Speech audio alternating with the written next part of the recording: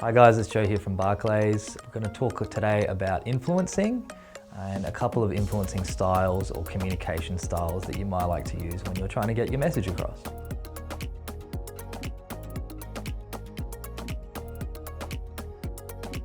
So there's four main communication styles we're going to focus on today. So inspiring, influencing, challenging, and engaging. All important and all useful in different scenarios. The first one I'll talk about is inspiring. Inspiring is a simple, straightforward method. It's being the inspiring leader. It's the person at that Monday morning meeting when everyone's tired that gets everyone going, come on guys, let's go do it. You know, it's the person that puts energy into something. Now, inspiring works when we talk about influencing people because you put energy into the things that you care about and people can see it. If you don't put energy in, it's showing you don't care. The next one I'm going to talk about is influencing. Now, influencing is, for me, all about framing up your conversation. Influencing is talking about shared beliefs and values. It's getting agreement with the team prior to even talking about your ideas. So I'm going to talk about influencing in terms of selling Project X. So when I'm selling Project X to this group of people in this room here that we're going to imagine, I'm not going to start by talking about the project. I'm actually going to start by talking about shared beliefs and values. So I'm going to say to the guys, hey, we all as a group believe in blah, blah, blah. And hopefully I get some nods around the room. Yes, we do. And because of that, we value X, Y, Z. Yep, great.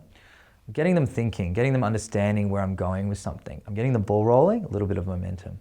Great. Guys, in line with that, I want to go ahead with Project X. I reckon this is going to be great for us as a collective.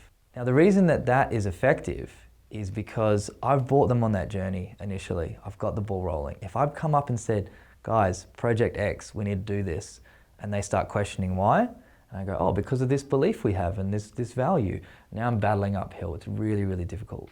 So we want to frame our stuff up, connect with people, understand where we're coming from, and then come through with the project we want to work on. The next communication style I want to talk about is challenging. To me, there's two types of challenging. There's the direct challenging, and there's the subtle or planting the seed challenging. Now, direct challenging is all about being direct. When something isn't going the way you want, you can challenge it. It doesn't need to be aggressive. It can be really straightforward and passive as well. Someone doesn't like my idea. Oh, okay, fair enough. Why is that? You know, direct challenging. Or something's not going well with the team. Maybe I push back and go, guys, why aren't we doing well? What can I do to help you? Challenging them, challenging myself, challenging the room. Right? It's all about direct, and everyone's very aware, and there's an expected response at the time. So the planting the seed challenging, we'll talk about Project X again. So I've gone and framed up my conversation, used the values, tried to sell Project X, and I've been told, no, Joe, it's a bad idea, we're not going to do it. So rather than trying to bash my head against the wall going, no, we should really do it, and you know, make people more and more resistant to my project, instead I'm just going to really subtly plant the seed. Okay guys, that's fine. Why don't you go back and have a think about what I could do to improve my project? Or think of another project that's even better than this. Let's talk about that when we get together next time. Now, you're going to get the response from people, yeah, Joe, we'll think about it, sure. Obviously with no intention to do so. Unfortunately for them, our subconscious doesn't work that way, and eventually that little idea of Joe's project will pop into their mind. It's definitely going to pop into their mind as well because we're going to do this every week, again and again. So eventually they're either going to have a think about the project and tell us why it wouldn't work or why we could do something better, or we're going to grind them down into sand and we're going to get them to get on board with our project. So we're not giving up on this. Final communication style I want to talk about is engaging, and this one is huge. Engaging is all about seeking people's opinions and ideas. It's about really connecting with your people.